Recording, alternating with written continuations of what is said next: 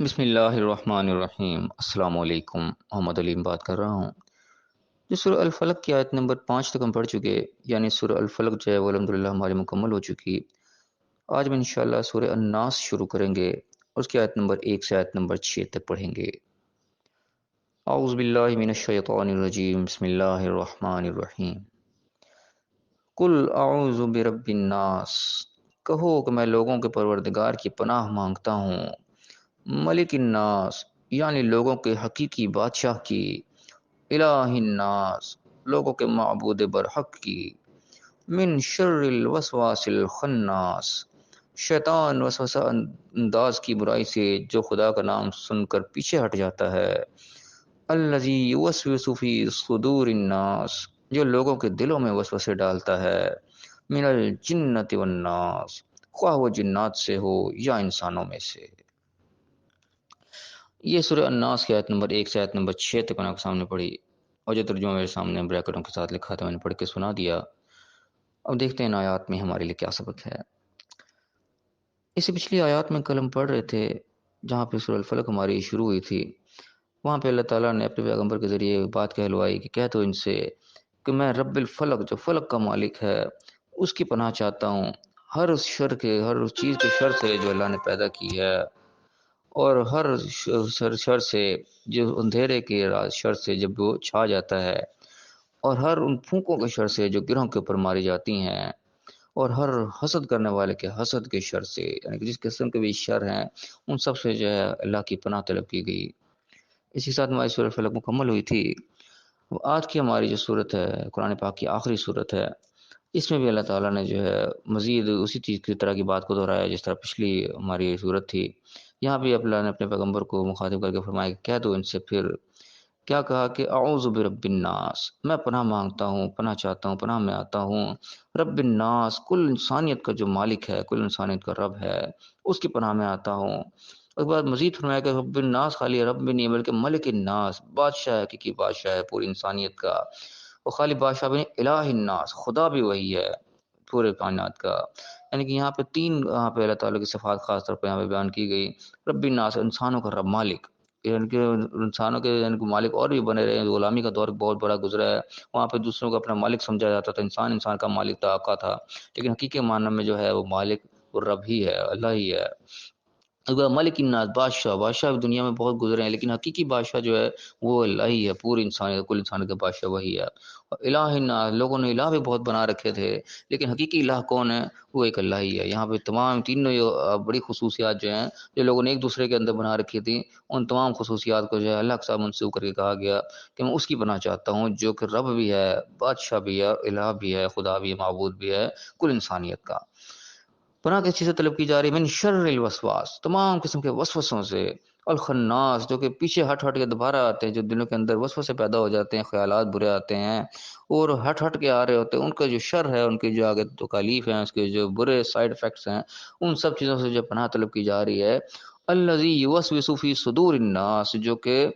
لوگوں کے دلوں میں، پہلے بلکہ یہاں پہ وسوسہ ڈالنے والے کی بات ہوئی، سب سے پہلے وسوسہ ڈالنے والے جو لوگ ہیں جو پیچھے ہٹ ہٹ کے دوبارہ آتے ہیں یا وسوسہ ڈال کے پیچھے ہو جاتے ہیں، ایک خیال پیدا کر دیا اور ایک وہم ڈال دیا دل کے اندر، ایک شک پیدا کر دیا، ایک بار پیچھے ہٹ گئے، وہ جو بھی وسوسہ ڈالنے والے ہیں جو لوگوں کے دلوں کے اندر وسوسہ پیدا کر جاتے ہیں، جو ایسی بات کو کہہ دیتے ہیں کہ انسان کے دل میں شک پیدا ہوتا ہے وہ کہیں اس طرح نہ ہو، ایک برا خیال جو ہے، ایک برا کانسیپٹ جو انسان کے برا تصور وہ انسان کے ذہن میں پیدا ہو جاتا ہے۔ اور یہ وسوسہ ڈالنے والے کون ہوتے ہیں؟ من الجنۃ والناس، جنات میں سے بھی ہوتے ہیں اور انسانوں میں سے بھی ہوتے ہیں۔ یعنی کہ یہاں پہ پتہ رہتا ہے کہ جنات کو اب جو نہ سامنے تو نہیں آتے، انسان جو ہے وہ تو ایک دوسرے سے مل کے ایک بات کہہ کے وسوسہ ڈال دیتے، فلاں نے تیرے بارے میں یہ بات کی تھی، فلاں میں دیکھ رہا تھا وہاں پہ یہ بات کر رہا تھا، وہ یہ کام کر رہا تھا، ایک بات ایک سامنے سچویشن رکھ دی جس سے اگلے کے دل میں ایک شک پیدا ہو جائے، ایک وسوسہ پیدا ہو جائے، ایک برا خیال اس کے ذہن میں جو ہے وہ پیدا ہو جائے۔ انسانوں کے انسان تو یہ عام طور پہ ایک دوسرے کے ساتھ کرتے ہیں، لیکن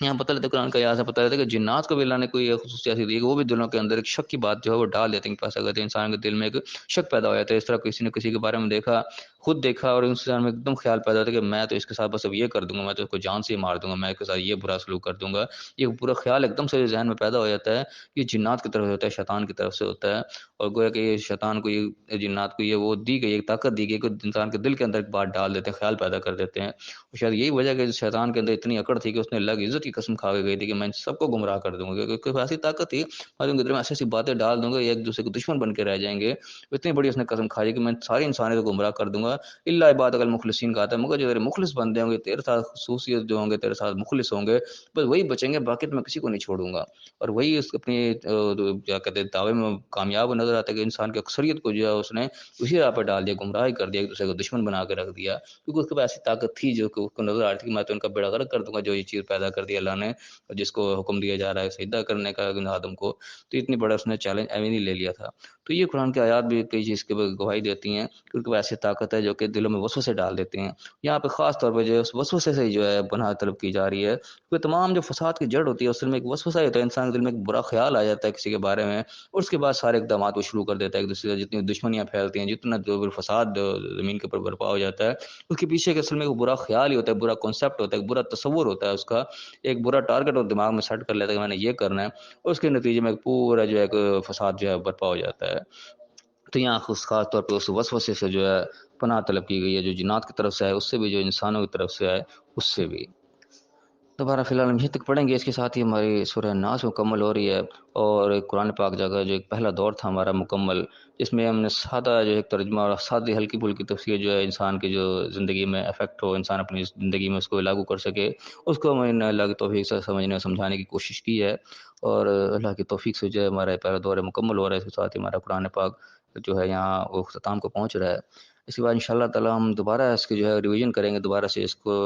دوبارہ سے سٹارٹ کریں گے سورہ فاتحہ سے، اور دوبارہ میں انشاءاللہ ہم تھوڑی سی اس کے اندر تبدیلی بھی لائیں گے. فی الحال اب تک تو ہم نے بالکل سادہ الفاظ میں ترجمہ کی تفسیر جو ہے وہ پڑھی ہے، مطالعہ کیا ہے، اور اس کو اپنی زندگی میں لاگو کرنے کی کوشش کی ہے. تو بہرحال جب دوبارہ ہم اس کو اب اس کا سٹارٹ کریں گے، آغاز کریں گے سورہ فاتحہ سے، تو اس کے اندر انشاءاللہ ہم تھوڑا سا اس کی گہرائی کے اندر اتریں گے. الفاظ کو جو ہے ہم دیکھیں گے، قرآن پاک کے جو الفاظ استعمال ہوئے ہیں، ایک تو عام مفہوم ہے جو ہمارے عام زبان میں استعمال ہوتا ہے، اس کے بعد اس کے مزید اندر جو گہرائی ہے، مزید کوئی حقیقی مفہوم ہے، قرآن پاک میں لفظ کس کس جگہ کن کن معنوں میں استعمال ہوا ہے، ان کا بھی انشاءاللہ مطالعہ کیا کریں گے، اور تھوڑی سی یعنی کہ علمی تحقیق جو ہے انشاءاللہ وہ بھی ہم کریں گے. تو اللہ تعالیٰ کی دعا ہے کہ اللہ تعالیٰ نے جس کی توفیق عطا فرمائے کہ سادے تفسیر اور ترجمے کے ساتھ ہم نے ایک دفعہ اس کو مکمل کیا ہے، اللہ تعالیٰ دوبارہ بھی اس کو ہمیں مکمل کرنے کی توفیق عطا فرمائے، اور جو صحیح اس کے اندر سے جو علم اور حقیقت ہے، جو اللہ تعالیٰ ہمیں اس کے ذریعے تعلیم جو ہمیں دے رہا ہے اپنی زندگی گزارنے کے لیے، وہ حقیقی تعلیم سے ہم حاصل کریں، اور اسی تعلیم کی روشنی میں اپنی زندگی کو ہم گزاریں. تو پھر فی الحال یہ تک پڑھیں گے، ان آیات کے اندر جو مین پوائنٹس ہیں ان کے اوپر پھر نگاہ ڈال لیں. سب سے پہلی بات یہاں اللہ تعالیٰ نے پیغمبر کے ذریعے کہلوائی ہے کہ کہہ دو کہ میں پناہ چاہتا ہوں، اللہ کی پناہ میں آتا ہوں، جو کہ تمام جہانوں کا، جو تمام انسانیت کا، کل انسانیت کا رب ہے، مالک ہے، اونر ہے، اور پھر خالی اتنا ہی نہیں بلکہ تمام انسانیت کا بادشاہ بھی ہے، اور الہ بھی ہے، معبود بھی ہے. اور پناہ کس چیز سے طلب کی گئی؟ ہر قسم کے جو ہے وسوسہ ڈالنے والے ہیں، جو کہ پلٹ پلٹ کر آتے ہیں، پیچھے ہٹ ہٹ کر آنے والے ہیں، پیچھے ہٹنے والے، وسوسہ ڈال کے پیچھے ہٹ جانے والے ہیں، ان سب لوگوں سے جو کہ دلوں کے اندر وسوسہ، دلوں کے اندر ایک شک پیدا کر دیتے ہیں، وہ جنوں میں سے بھی ہیں اور انسانوں میں سے بھی ہیں. تو فی الحال اس کے ساتھ ہی ہمارا یہ سورت اور قرآن پاک کا مطالعہ مکمل ہو رہا ہے. انشاءاللہ ریویژن کے اندر دوبارہ دہرائی کے اندر میں ایک چیز اور کا اور اضافہ کریں گے کہ یہ جتنی بھی ہماری آڈیو فی الحال تو اس لیے واٹس ایپ تک ہی محدود تھی، وہ انشاءاللہ اس کو ہم یوٹیوب پر بھی لے کے آئیں گے.